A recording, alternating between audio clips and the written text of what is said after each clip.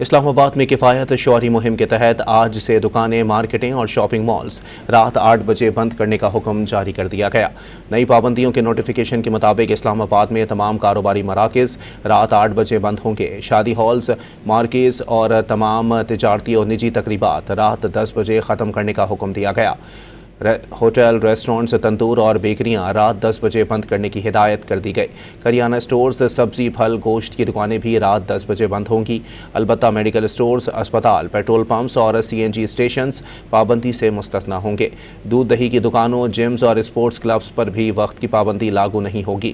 بین الاقوامی کلائنٹس کے ساتھ کام کرنے والے کال سینٹرز اور آئی ٹی کمپنیاں بھی مستثنیٰ ہوں گی۔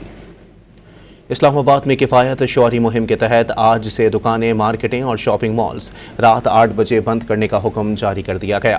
نئی پابندیوں کے نوٹیفیکیشن کے مطابق اسلام آباد میں تمام کاروباری مراکز رات 8 بجے بند ہوں گے۔ شادی ہالز، مارکیز اور تمام تجارتی اور نجی تقریبات رات 10 بجے ختم کرنے کا حکم دیا گیا۔ ہوٹل، ریسٹورنٹس، تندور اور بیکریاں رات 10 بجے بند کرنے کی ہدایت کر دی گئی۔ کریانہ سٹورز، سبزی، پھل، گوشت کی دکانیں بھی رات 10 بجے بند ہوں گی۔ البتہ میڈیکل سٹورز، اسپتال، پیٹرول پمپس اور سی این جی اسٹیشنز پابندی سے مستثنیٰ ہوں گے۔ دودھ دہی کی دکانوں، جمز اور اسپورٹس کلبز پر بھی وقت کی پابندی لاگو نہیں ہوگی۔ بین الاقوامی کلائنٹس کے ساتھ کام کرنے والے کال سینٹرز اور آئی ٹی کمپنیاں بھی مستثنیٰ ہوں گی۔